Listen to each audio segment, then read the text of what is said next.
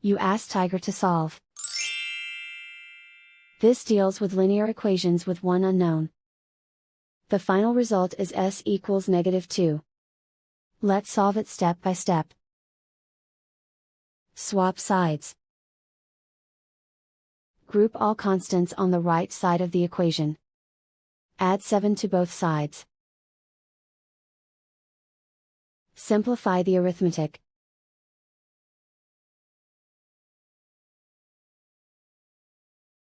Isolate the s. Divide both sides by -8.